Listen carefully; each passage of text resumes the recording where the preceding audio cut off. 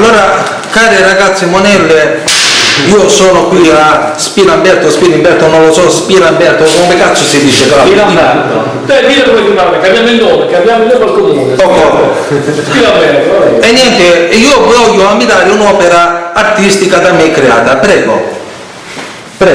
Questa è la mia opera artistica. Vi piace? Ecco, creata da me. Ecco, questo è il residuo. Vi piace? Ecco.